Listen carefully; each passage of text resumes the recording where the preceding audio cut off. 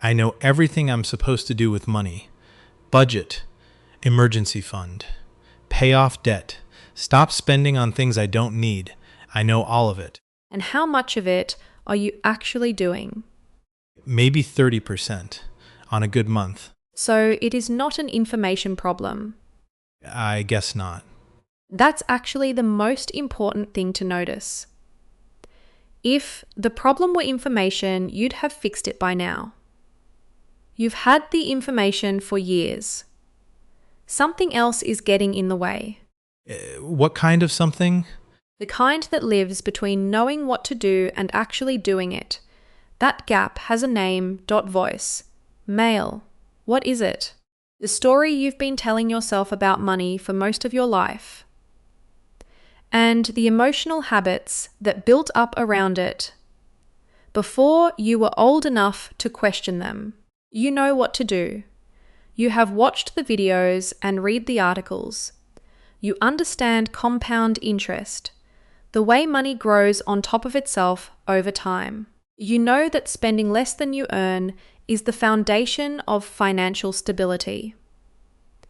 You know that a budget is useful, that an emergency fund matters, that carrying a credit card balance at 24% is expensive in a way that quietly compounds against you. You know all of this, and yet the behavior has not changed in proportion to the knowledge. This is not an unusual situation. This is the most common financial situation in America. Information about personal finance has never been more abundant or more accessible. The problem is not a shortage of information. The problem is that knowing what to do and feeling safe, capable, and ready to do it are different cognitive events. And the second one requires something that information alone cannot produce.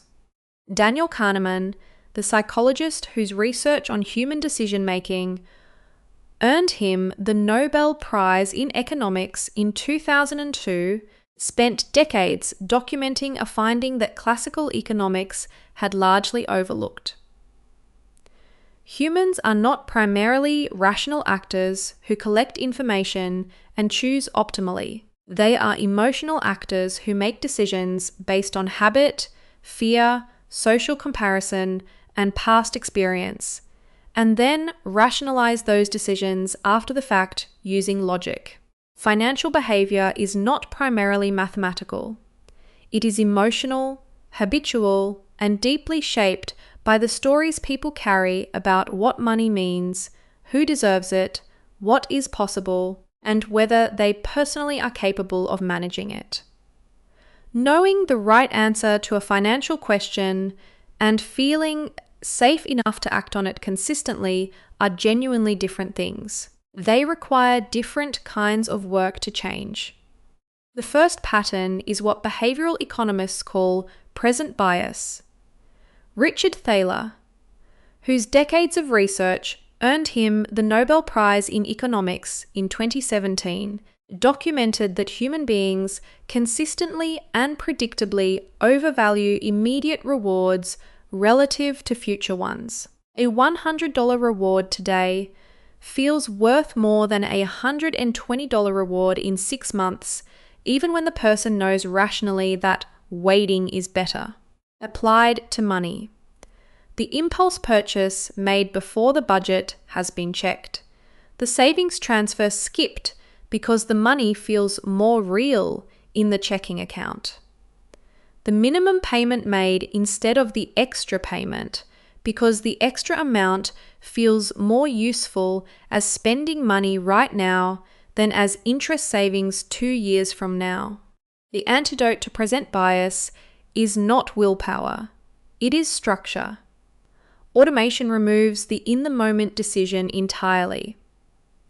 When savings transfer automatically before you see the money, present bias has nothing to act on. The system does the work that willpower cannot sustain across months and years. The second pattern is scarcity mindset.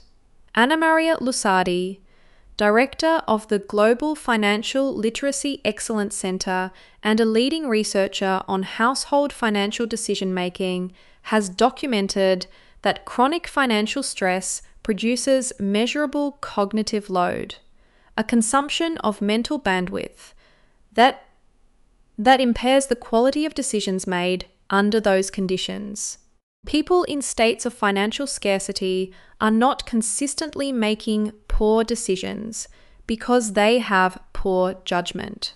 They are making poor decisions in part because the constant background pressure of not enough money, not enough margin, not enough time before the next bill consumes cognitive resources that would otherwise be available for careful, deliberate thinking.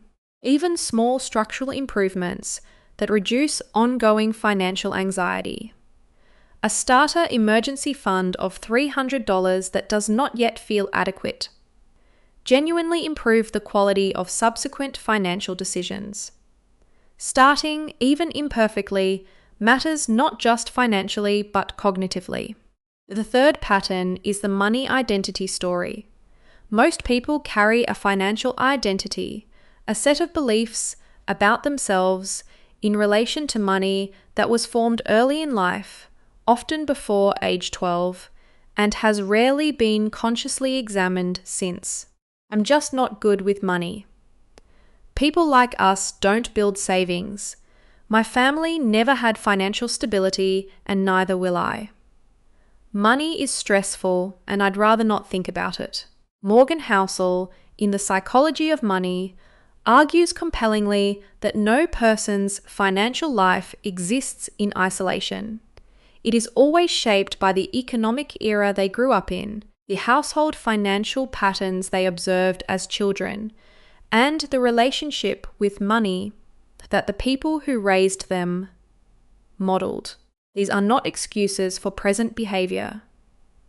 They are explanations for how present patterns formed.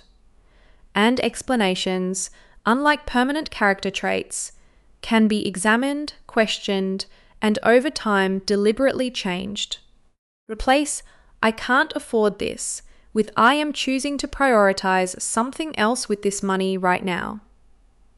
The first framing positions you as a passive victim of your financial circumstances. The second positions you as someone making an active allocation decision. Both may lead to the same outcome, not purchasing the item, but the second version builds the internal experience of financial agency that the first version quietly erodes over time. Replace "I'll start budgeting when I earn more" with "I build the habit with what I have now." The behaviors of budgeting, consistent saving, and living deliberately within your income do not emerge automatically when income increases. They must be practiced at whatever income you currently have. Research on financial behavior change consistently shows that the person who cannot reliably save $50 a month at $40,000 will almost certainly not reliably save $500 a month at $80,000, because the habit does not exist and the higher income simply expands into a correspondingly larger lifestyle. Replace "budgeting restricts my freedom" with "budgeting is what makes freedom possible." Real financial freedom is specific and concrete. The ability to cover an emergency without going into debt. The ability to leave a job that is making you miserable. The ability to stop working when you choose rather than when you are forced. That kind of freedom is built by structure, not by the absence of it. The budget is not the cage. The budget is what eventually opens the door. The Federal Reserve's Survey of Consumer Finances tracks not just financial behaviors, but reported financial well-being. How in control and confident people actually feel about their money. The survey consistently finds that reported financial well-being correlates more strongly with the presence of a budget and a funded emergency fund. than with income level alone. The variable that matters most is not what you earn. It is whether you feel like you are making the decisions. The money problem most people carry is probably not a math problem. It is probably a relationship problem, a set of habitual thoughts, emotional responses, and identity stories around money that were formed before you had any real financial education, and that to joy that have been producing predictable outcomes, regardless of how much information you accumulate on top of them. The information is useful. It is not sufficient on its own. The relationship has to change alongside the knowledge. Change does not start with a revelation. It starts with a moment of attention. The next time you are about to make an unplanned purchase, pause for 30 seconds and ask a single question. Is this a conscious choice or a default? Is this what I actually want to do with this money right now? Or is this simply what I do because nothing is stopping me? That pause is where mindset change begins, not in a dramatic moment of transformation. In a brief, quiet act of attention, repeated consistently until attention becomes awareness, and awareness becomes habit, and habit becomes a different financial life than the one you had before. So I know what to do. I just keep not doing it because the problem isn't information. It's the stories I have about money that are older than any video I've ever watched. Exactly. And the emotional habits built around those stories before you were old enough to examine them. I'm just not good with money. I've been saying that for 20 years. Is it still true? I mean, I know what a budget is. I know what an emergency fund is for. I know the difference between the snowball and the avalanche. So it's already less true than it was a month ago. Maybe I just keep repeating the old story because it's familiar. Because it explains why things aren't working without requiring me to change. That's exactly what it does. The story is comfortable. Change is uncomfortable.